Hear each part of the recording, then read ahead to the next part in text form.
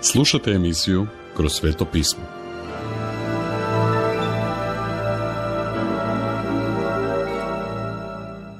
Poštovani slušatelji, prošli put je Haman slatkorječivo nagovorio kralja da donese dekret kojim se zapovijeda masovno ubijanje Židova u kraljevstvu zbog Hamanove mržnje prema Mordokaju.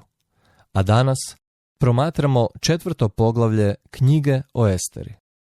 Dok je Mordokaj saznao što se sve dogodilo, razdera svoje haljine, obuče se u kostrijet i pospe se pepelom, te iziđe usred grada, vičući glasno i gorko. Estera, 4. glava, 1. redak. Kakav je samo nastup izveo? Umjesto molitve, bila je to kostrijet i pepeo. Zašto? Zato jer je Mordokaj bio izvan Božje volje. I u tom stanju nije bio podesan moliti se Bogu. Znao je da se kraljev dekret ne može promijeniti i stoga je vjerovao da će se to zlo Židovima i dogoditi. Kad su Židovi u svim pokrajinama čuli za tu odredbu, jako su se rasplakali.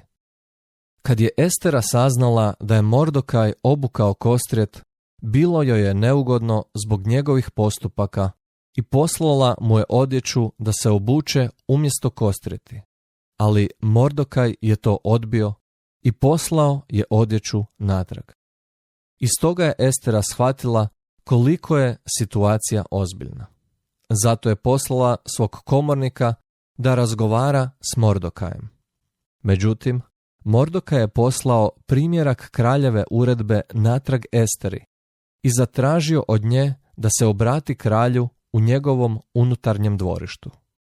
Estera je Mordokaju poslala poruku u kojoj ga je podsjetila da se nitko ne sastaje s kraljem, čak ni s kraljicom, bez dogovora.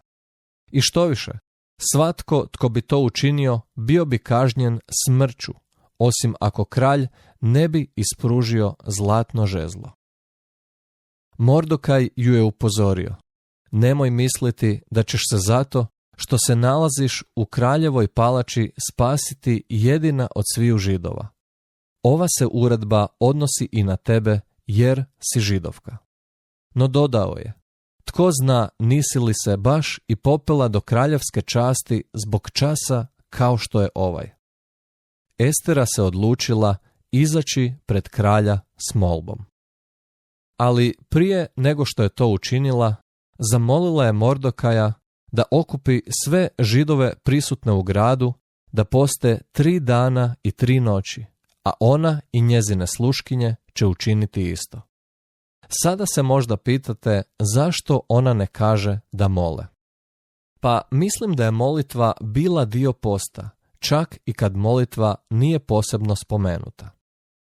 Nastavljajući u 5. poglavlju, vidimo da je 3. dana posta Estera susrela kralja u njegovom unutarnjem dvorištu, noseći svoju kraljevsku odjeću. Našla je njegovu naklonost i on je ispružio svoje žezlo. Zatim ju je upitao: što je, Estero? Ja sam tvoj brat. Ne boj se, nećeš umreti. Naša je uredba za obične ljude. Priđi. Estera 5. poglavlje, 1. redak. Ali Estera nije odmah podnijela peticiju. Umjesto toga, pozvala je kralja i Hamana na gozbu, koju je tog dana pripremila. Kralj je znao da ona nešto taji, ali prihvatio je poziv. Kad su Estera i Haman došli na ručak, kralj je mogao vidjeti da joj nešto pritišće srce i čega se bojala spomenuti. Stoga ju je kralj ponovno upitao što želi. Estera je ponovno odgodila svoj zahtjev, obećavši mu da će mu reći sljedećeg dana, nakon što je pozvala kralja i Hamana na još jednu gozbu. U međuvremenu, Haman, koji se vraćao s gozbe, bio je toliko ponosan što ga je pozvala kraljica da se hvalio svojim prijateljima i ženi. Zapravo, hvalio se time na 3 načina. Prvo se hvalio svojim bogatstvom, koliko je imućan. Drugo, pohvalio se svojom djecom. I treće, pohvalio se činjenicom da je promaknut u svijetu i da ima visoku poziciju. Ali jedna stvar ga je ipak jako živcirala, a prijetila je da sve pokvari, a to je bio Mordokaj. Vidite, prijatelji, Haman je dopustio da ga nerviraju male stvari. I to ga čini malom osobom. Dakle, njegova žena je predložila da napravi vješala visoka 50 lakata i zamoli kralja da o njih objesi Mordokaja. Stoga je Haman odmah natjerao svoje sluge da sagrade vješala. Nije li zanimljivo, poštovani prijatelji, da kada se ljudi toliko iznerviraju, daju oduška svojoj gorčini i mržnji, radeći niske i užasne stvari. Dakle, poštovani slušatelji, u kakvu vas je poziciju Bog stavio u ovo vrijeme da kroz vašu situaciju vršite njegovu volju? Ovime završavamo naše učenje o 4. i 5. poglavlju knjige o Esteri.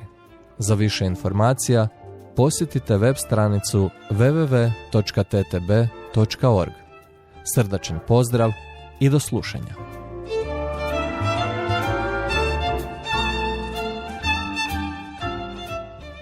Slušali ste emisiju iz ciklusa Kroz sveto pismo.